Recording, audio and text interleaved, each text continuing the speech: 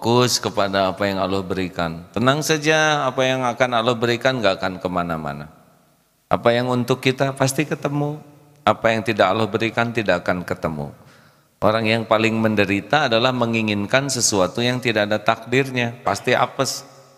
Tidak ada yang lebih pahit dari berharapnya hati kepada Allah. Allahumma aftah lana hikmataka ya Allah.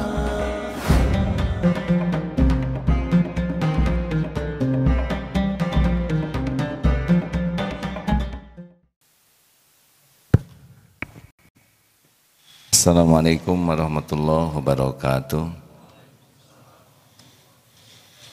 Alhamdulillahi rabbil alamin alladzi khalaqal mauta wal hayata liyabluwakum ayyukum ahsanu amala wa huwal azizul ghafur.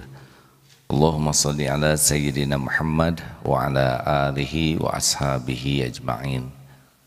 Para pendengar yang budiman, semoga kita termasuk orang-orang yang memiliki kebersihan hati.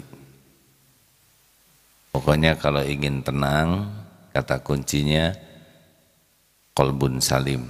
Selalu berusaha keras memiliki hati yang bersih. Mau tahu rahasianya hati bersih? Ya, kalau tidak mau tahu tidak apa-apa. Demikianlah hadirin sekalian, kita akhiri saja. Ada beberapa teknik supaya hati kita berusaha bersih dan enak dalam bergaul. Jadi gimana supaya kita baik kepada orang? Ini tentang hati kepada makhluk, ya. Jadi salah satu teknik supaya kita merasa, ada dua. Satu, supaya kita merasa nyaman, tenang, dan yakin terhadap pertolongan Allah. Yang pertama adalah senantiasa berbaik sangka kepada Allah. Caranya adalah dengan banyak menafakuri apa yang sudah Allah berikan kepada kita. Nah, biasanya kita itu menjadi gelisah karena memikirkan apa yang kita inginkan. Harusnya yang kita pikirkan itu apa yang sudah Allah berikan kepada kita selama ini. Kalau kita fokus dengan apa yang Allah karuniakan, nanti jatuhnya itu syukur. Dan ini sangat enak ke hati kita tuh. Kalau kita senang bersyukur, efeknya adalah ditambah karunia. Nah, hari-hari yang kita jalani ini justru lebih banyak memikirkan apa yang kita inginkan. Bukan tidak boleh kita punya keinginan, tentu boleh. Tapi jangan sampai kufur nikmat. Pokoknya kalau hati sudah tidak enak, gelisah, tidak nyaman, nah biasanya kita melupakan apa yang Allah berikan. Coba ketika lihat nyamuk, ya Allah, alhamdulillah saya tidak jadi nyamuk. Padahal nyamuk dengan kita sama-sama tidak milih. Dia jadi nyamuk bukan karena ingin jadi nyamuk, kita jadi orang bukan karena ingin jadi orang. Lihat nyamuk kita bisa syukur, karena nyamuk tuh berat. Mencari nafkah jiwanya terancam. Kita mencari nafkah tidak seperti nyamuk, kita tidak terancam. Berapa banyak nyamuk yang tewas ketika sedang mencari nafkah, sedang makan, jiwanya terancam. Berapa banyak nyamuk yang gugur ketika sedang makan, kita mah nggak ada yang ngancam. Selesai makan juga tetap terancam, diburu. Coba bayangkan kalau kita mau makan terancam, lagi makan terancam, selesai makan terancam. Ya kan? Berapa banyak nyamuk yang tewas di tangan kita sesudah makan atau sedang makan atau sebelum makan. Mati. Selesai dikejar.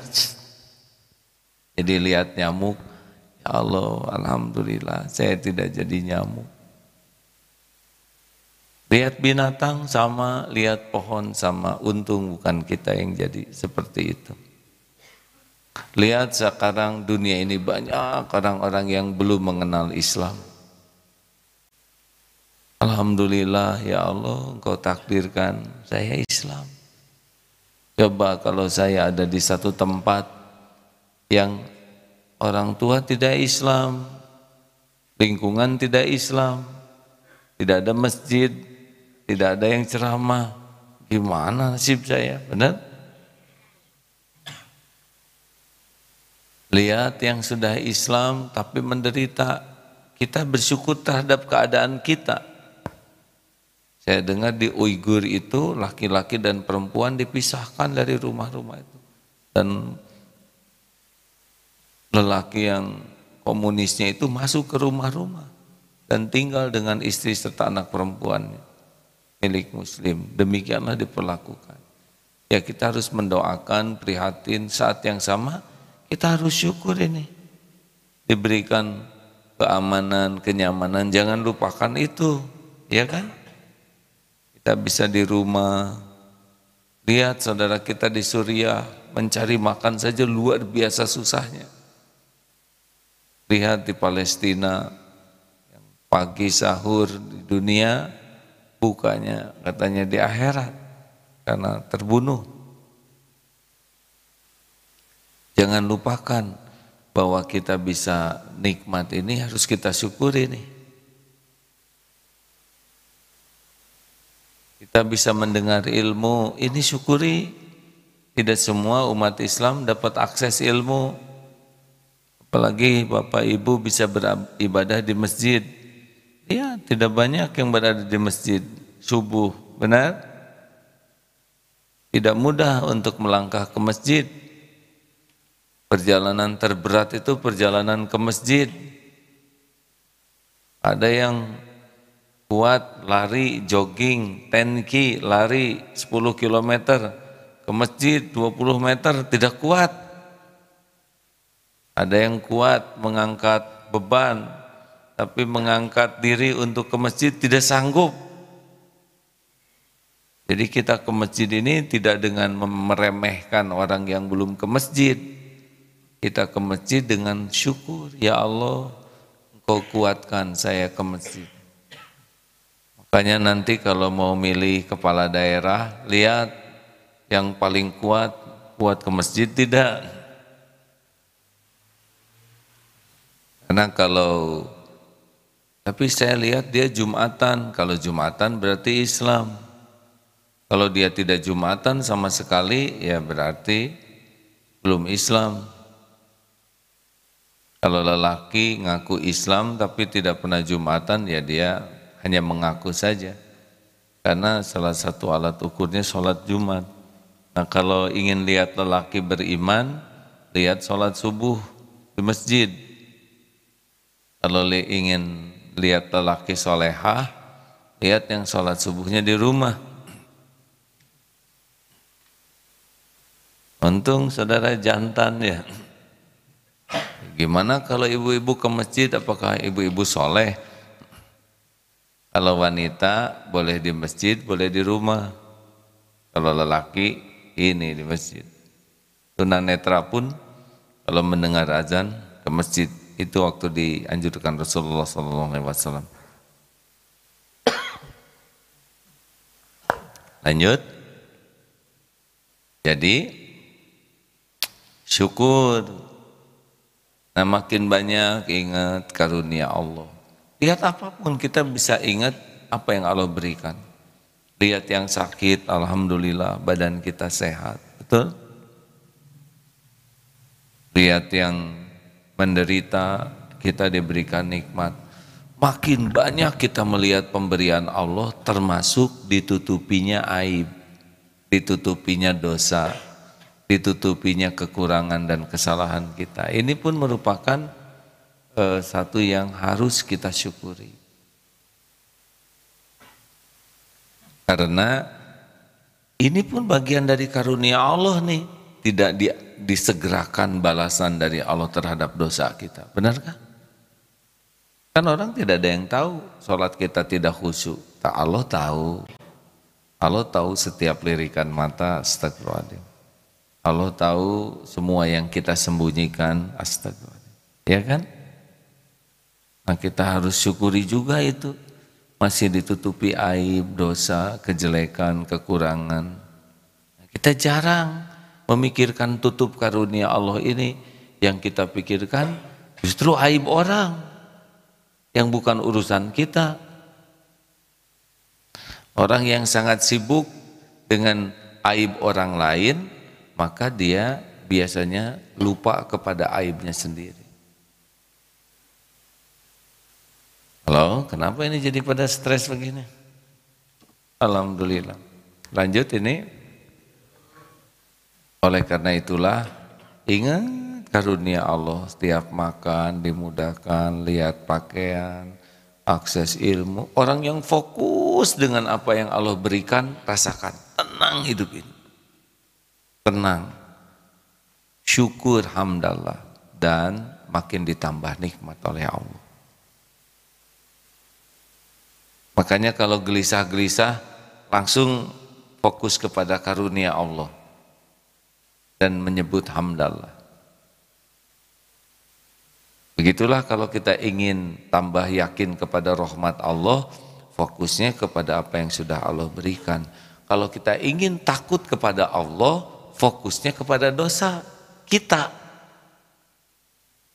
Aduh, saya itu ahli maksiat, sholat enggak khusyuk, tahajud jelek, saum juga hanya saum perut, ngaji jarang, giliran ngaji enggak ngerti. Mata tidak terjaga, telinga tidak terjaga. Nah, itu akan membuat kita pedih.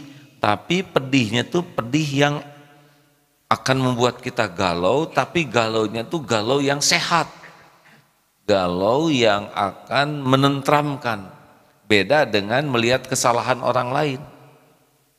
Kalau melihat kesalahan orang lain, kita jadi nggak enak dan makin berbuah keburukan pada diri kita. Kalau kita ingat kepada keburukan kita, lalu tobat, kita akan gelisah, sedih, malu, tapi akan berbuah kebaikan. Begini contohnya. Kalau kita takut ke makhluk, kita akan menjauh dari makhluk tersebut. Tapi kalau kita takut ke Allah, kita akan mendekat. Nah, takut ke Allah itu kalau kita ingat dosa dan jadinya mendekat. Nah, mendekat ke Allah itulah yang bikin tenang. Halo? Ini beda dengan mengingat takut ke makhluk. Kalau enggak ingat ke Allah kita menjauh. Nah, saudaraku sekalian, itu bab dengan Allah Subhanahu wa taala. Kalau ingin tenang seperti itu. Ingat kemurahan Allah, ingat dosa kita. Jadi yang bikin gelisah, ingat keinginan yang belum ada, ingat sesuatu yang belum sampai, dan tidak ingat ke dosa. Itu yang bikin gelisah. Karena si dosa itu sendiri menggelisahkan, kecuali kalau kita tobat. Ini kan punya dosa tidak sih? Nah, dua, sekarang gimana kepada makhluk?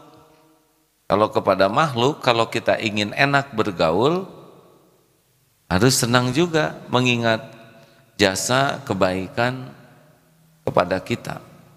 Seorang anak itu cenderung durhaka kepada orang tua ketika melihat kekurangan orang tua. Tapi seorang anak cenderung akan lembut hatinya kepada orang tua, bahkan ingin berbakti, bahkan ingin berbuat yang terbaik ketika berhasil menafakuri kebaikan-kebaikan orang tua kepada dirinya. Benar? Jadi keahlian kita untuk menafakuri orang-orang yang jadi jalan kebaikan dari Allah untuk kita, itu adalah kunci bagi orang yang ingin hidupnya tenang dan bisa berbuat baik. Gini hadirin, kalau kita ingat kebaikan, kita jadi merasa hutang budi. Jadi ingin balas budi. Jadi kebaikan, ingat kebaikan, kita jadi hutang budi, ingin balas budi. Nah, sedangkan semua ini wilayah ahli syukur. La in syakartum la azidannakum. Jadi makin kita ingat kebaikan, makin kita berbuat baik, makin ditambah oleh Allah. Nah, yang bikin orang luka adalah ketika kita sibuk dengan keburukan orang lain kepada kita, versi kita. Karena belum tentu orang itu buruk. Kayak bisul, ada yang belai, kan nggak kelihatan bisulnya. Apa kabar? Wow, marah dia. Kamu menzolimi saya. Ada dia benar-benar ngebelai tangan karena bisulan aja. Atau dulu saya pernah salaman, merasa teraniaya. Padahal orang salaman biasa. Kenapa? Karena asam urat di sini lagi bengkak. Apa kabar? Begitu. Kita merasa tersakiti karena kitanya yang punya penyakit. Nah, hadirin, orang yang tidak bisa tobat adalah orang yang merasa dizolimi. Misalkan ada orang yang ngebohong kepada kita. Kita sibuk dengan merasa dia tuh berbohong. Dia membohongi saya, itu nggak bisa tobat. Beda lagi kalau begini, atau ginilah, kita kecopetan, dasar copet kurang ajar, dia mengambil dompet saya, fokus ke dia, panas di sini. Balikan begini, dia copet, tapi kenapa saya yang kecopetan? Ini karena saya jarang sedekah, karena saya tidak bayar zakat, karena saya juga suka menunda bayar gaji karyawan. Astagfirullah. Beda tuh hadirin. Suami saya mengkhianati saya, nggak tobat, sibuk segede gini, nggak akan keluar air mata tobat. Ada juga keluar air mata derita, ya. Dan kalau kita menangisi masalah, tidak pernah jadi tenang, tambah gelisah. Semua ini karena keburukan saya. Saya belum jadi istri yang baik. Saya menuhankan suami, saya sibuk mengurus diri tapi tidak sibuk mengurus suami. Saya tidak berkhidmat dengan benar, amanah tidak saya tunaikan, makanya ini menimpa saya. Keluar air mata, tapi air obat. Beda dengan air mata marah seperti tadi. Nah, kalau keluar air mata tobat, innallaha yuhibbut tawwabina wa yuhibbul mutatahhirin. Allah sangat mencintai orang yang bertaubat dan mensucikan diri. Ayo, mari kita fokus kepada kebaikan, kelebihan orang. Dan fokus kepada kekurangan, kesalahan diri. Ini yang menenteramkan. Jangan sampai fokus kepada kekurangan orang dan fokus kepada jasa diri. Ini nggak akan bahagia. Padahal saya, nah itu nggak bahagia. Saya dulu yang membiayai, saya yang mengajak dia. Udah ini. Saya yang bakal menderita. Monggo kalau sudah senang sibuk melihat jasa diri, kebaikan diri, monggo selamat menderita. Jadi kita nggak akan bahagia. Kenapa nggak bahagia ya? Kalau ingat kebaikan diri, ya jelas Allah nggak suka, sebab kita tuh tidak bisa berbuat baik kecuali Allah yang menolong. Benar? Dia tuh anak yatim, saya yang membiayai. Nah, ini udah ngaku-ngaku. Itu anak yatim dapat biaya tuh dari Allah. Kita diuji jadi jalan. Itu rahasianya. Kita diuji jadi jalan, sampainya rezeki anak yatim. Kalau kita ngaku-ngaku, Allah tahu, Allah nggak suka, kasih saja galau di hati. Yang enak sih, lakukan, lupakan. Sudah, tidak usah diingat-ingat. Dan bukan kita yang berbuat baik, Allah. Kalau kita ngaku-ngaku, gelisah saja. Kenapa gelisah? Allah kasih gelisah. Kalau kita melupakan kebaikan kita, Allah catatkan itu jadi amal kita. Makanya kalau ingin hati tenang, lupakan kebaikan-kebaikan diri, fokus kepada kesalahan diri. Ingat kebaikan orang, lupakan kekurangan dan kesalahan orang ke kita. Maafkan, maafkan, sing besar maaf, sebagaimana kita ingin dimaafkan orang. Benar? Silakan Ustaz, ada yang akan dibacakan? Yes, ada 2 ayat.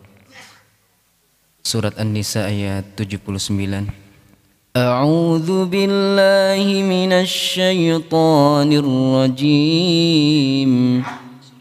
Bismillahirrahmanirrahim. ما أصابك من حسنة فمن الله وما أصابك من سيئة فمن نفسك وأرسلناك للناس رسولا وكفى بالله شهيدا. Kebaikan apapun yang kamu peroleh adalah dari sisi Allah, dan keburukan apapun yang menimpamu itu dari kesalahan dirimu sendiri. Kami mengutusmu Muhammad menjadi Rasul kepada seluruh manusia, dan cukuplah Allah yang menjadi saksi. Nah, itu surat An-Nisa, An-Nisa ayat 79 ya. Silakan. Berikutnya surat Al-Insan ayat 8 dan 9. Al-Insan ayat 8 dan 9. Bismillahirrahmanirrahim. Wa yut'imuna at-ta'ama 'ala hubbihi miskinan wa yatiman wa asira. Innama nut'imukum liwajhillahi la nuridu minkum jazaa'an wala syukura. Dan mereka memberikan makanan yang disukainya kepada orang miskin, anak yatim, dan orang yang ditawan, dan berkata, sesungguhnya kami memberi makanan kepadamu hanyalah karena mengharapkan keridhaan Allah. Kami tidak mengharapkan balasan dan terima kasih dari kamu. Nah, begitulah hadirin. Mau hidup tenang, fokus kepada apa yang Allah berikan. Tenang saja, apa yang akan Allah berikan gak akan kemana-mana. Apa yang untuk kita pasti ketemu. Apa yang tidak Allah berikan tidak akan ketemu. Orang yang paling menderita adalah menginginkan sesuatu yang tidak ada takdirnya, pasti apes.